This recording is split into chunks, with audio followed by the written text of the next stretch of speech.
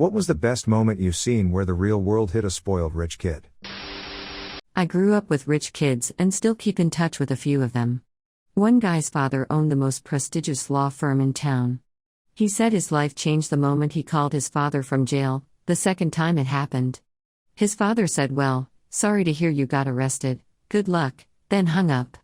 He said getting locked back into his cell was the singular moment that completely turned his life around. That's a good life lesson. Sounds like the dad cares but wants his son to actually grow up to be a good, successful person.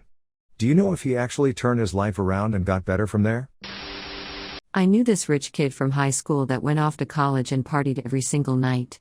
His parents found out that he was failing basically all of his classes, so they secretly drove up early one Saturday morning with a spare set of keys to the car they had bought him and just drove off with the car. My parents did this to me in college, but it was because they found out I was living with my boyfriend and they didn't believe in sex before marriage.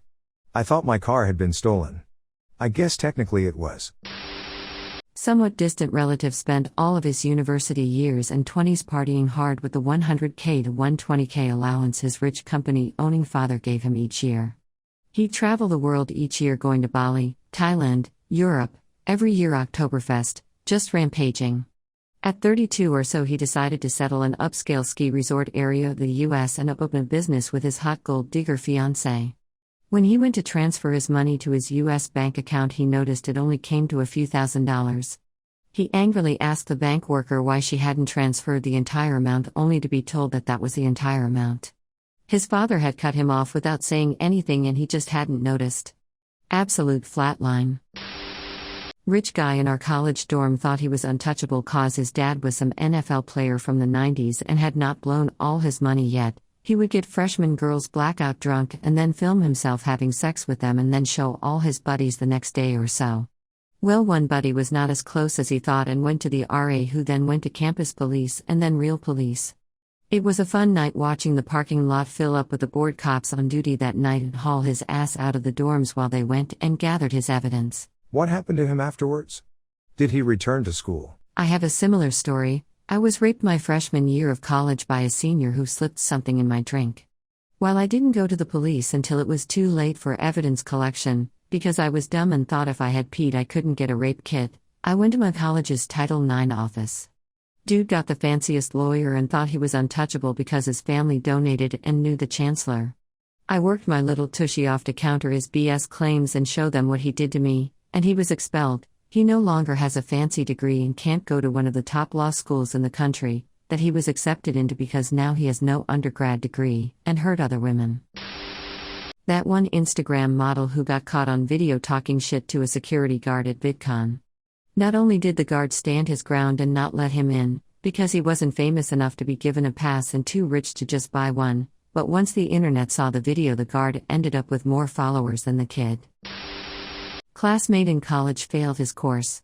Partied for a year with daddy's money. Never studied? Ever.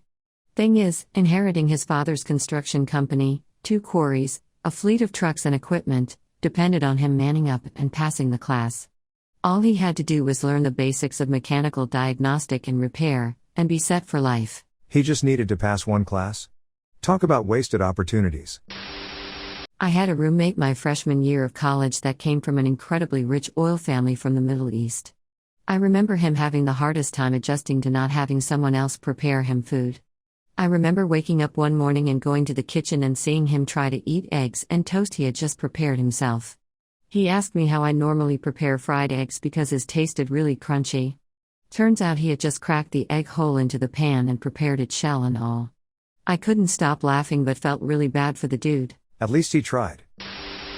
Administration and faculty at a university refused a substantial offer of endowment money from a couple that wanted their son enrolled as an art major.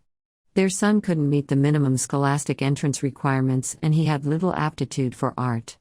Still, with their millions, he thought money would buy his way to an easy degree as an art major. He was dumbfounded to receive a notice of non-admittance. Cries in German.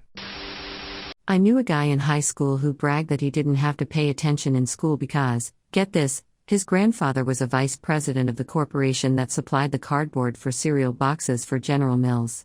Real gravy train, you know. Last I checked, since deleted Facebook, he was still working at Best Buy 5 years after high school, Same job he had in high school. I don't think my father, the inventor of toaster strudel, would be too pleased with this. My best moment was when I got hired by a pair of Woodside, California parents to transition their horrible 18-year-old into the realities of real life, something that evaded both of them. My first action was to take away his platinum, limitless, credit cards.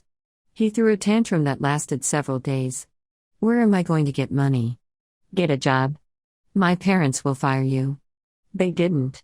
When he realized that boundaries and budgets had been set in stone, and that he not only had to pay the bills, the rent, but taxes too, he headed straight to college to wait out the next 4 years.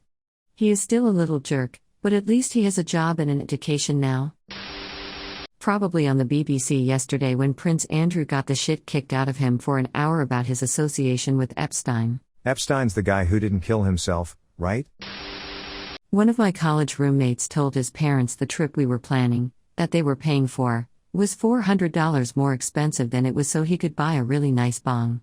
In addition, they basically paid for everything he wanted. He had their credit card and ordered food on it at least once daily.